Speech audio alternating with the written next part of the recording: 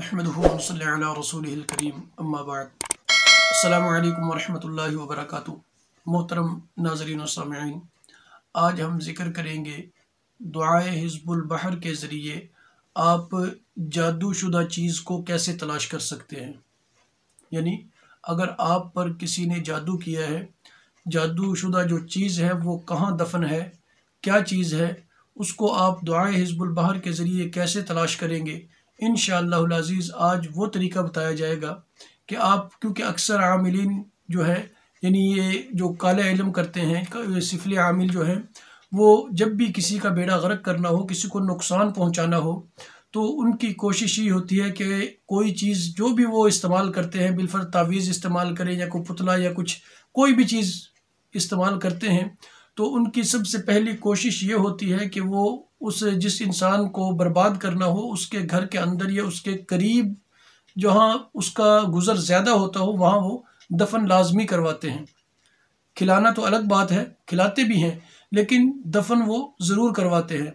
अब जो आज मैं अमल ज़िक्र करूँगा, अगर किसी ने आप पर तावीज़ किए हैं और ये जो जादू किया है और जादूशुदा या तावीज़ वो कहाँ दफन है, आपके घर के अंदर, यानी घर में किस जगह पे दफन है, या आपकी मलकियत के अंदर जो दीगर ज़मीन है, जो प्लाट हैं या दीगर घर हैं, उनमें कहाँ दफन है, तो इंशाअल्लाहुल अज़ीज़ आप बड़ी आसानी के साथ उस जगह का भी यानी इल्म आपको अल्लाह रब्बुल इज़्ज़त अता फरमा देंगे। और फिर जो चीज़, जिस चीज़ पर अमल किया गया होगा, जो चीज़ आपको नुकसान देने के लिए वहाँ दफन की गई होगी, इंशाअल्लाह अल्लाह रब्बुल इज़्ज़त उसको भी आपके सामने ज़ाहिर फरमा देंगे। अमल कौन सा है? अमल दुआए हिज़्बुल बहर का है। आपने करना यह है कि दुआए हिज़्बुल बहर पढ़नी है। दुआए हिज़्बुल बहर पढ़नी आपने 7 मरतबा। आप पानी ज़्यादा ले लें, यानी पानी पे दम करना है आपने, ज़्यादा पानी लें। आपने दुआए हिज़्बुल बहर को 7 मरतबा पढ़ के, बिलफर्ज 1 लीटर पानी आपने लिया या 2 लीटर लिया या 5 लीटर लिया, 7 मरतबा पढ़ के आपने दम करना है।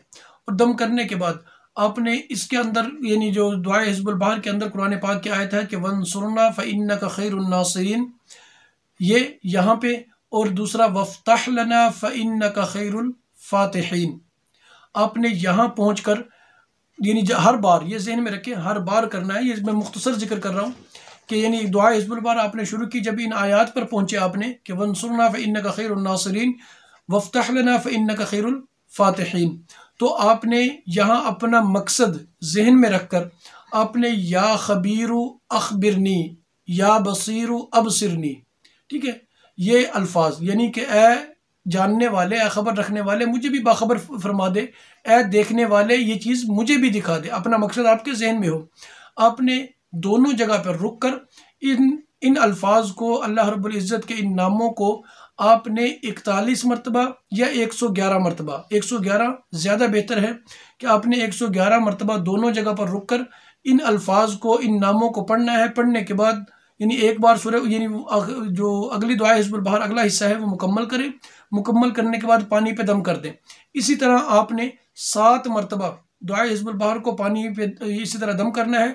दम करने के बाद आपका यूँ समझ ले कि वो तेज़ाब बन जाएगा, वो पानी जो है वो आपके लिए तैयार है।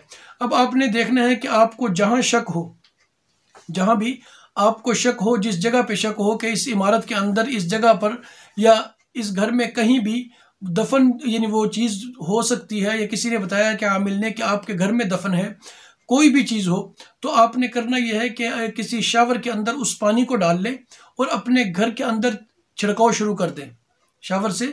जैसे ही चंद छींटे जो है उस ज़मीन पर पड़ेंगे जहाँ आपके ख़िलाफ़, आपको नुकसान पहुँचाने के लिए कोई भी चीज़, जादुई चीज़ दफन की गई होगी, इंशाअल्लाह जैसे ही वो छींटे वहाँ पड़ेंगे तो वहीं से फ़ौरन आग का शोला या धुआं बहुत ज़्यादा उठेगा। तो जहाँ आपको महसूस हो कि यहाँ से धुआं उठा है, तो आपने वहाँ दोबारा पानी, यानी अच्छी तरह पानी छिड़कना है। जब तक आप उस पर पानी छिड़कते रहेंगे, जब तक उस पर धुआं निकलता रहे या आग महसूस होती रहे, तो आपने उस पर पानी छिड़कते रहना है। और वो वक्त भी आएगा कि वहाँ से धुआं उठना भी बंद हो जाएगा, या आग का शोला जो है वो ख़त्म होकर धुआं होगा, फिर धुएँ से बिल्कुल साफ़ हो जाएगा। जैसे ही वो जगह साफ़ हो जाए, फिर आपने तकरीबन 3 इंच, ज़्यादा नहीं, 3 इंच वो जगह जब खोद कर देखेंगे, वहाँ से मट्टी हटाएंगे, 3 इंच से इंशाल्लाह ज़्यादा नहीं जाना पड़ेगा। तो आप जब इतनी मट्टी वहाँ से हटाएंगे, जो भी चीज़ होगी यानी उस हिस्से में से जहाँ से धुआं निकल रहा है, वहाँ से जब मट्टी आप 3 इंच तक हटाएंगे, जो भी चीज़ आपको नुकसान देने के लिए दफन की गई होगी, चाहे वो तावीज़ हो, चाहे वो गोश्त का कोई टुकड़ा हो, कोई हड्डी हो, कोई पुतला हो, जो भी चीज़ होगी और जितनी भी गहराई में होगी, इंशाअल्लाह अज़ीज़ इस अमल की बरकत से अल्लाह रब्बुल इज़्ज़त उसको बिल्कुल ऊपरली सतह पे ले आएंगे। और जब आप 3 इंच तक तकरीबन, यानी 3 इंच में ज़्यादा से ज़्यादा बता रहा हूँ कि अब हो सकता है कि आधे इंच पे, 1 इंच पे वो चीज़ आपको नज़र आ जाए, आपको मिल जाए। आपने वहाँ से थोड़ी सी खुदाई करनी है, खुदाई करने के बाद वो चीज़ आपको मिलेगी। अब ये घबराना नहीं है, परेशान नहीं होना, क्योंकि उस चीज़ का असर ख़त्म हो चुका होगा।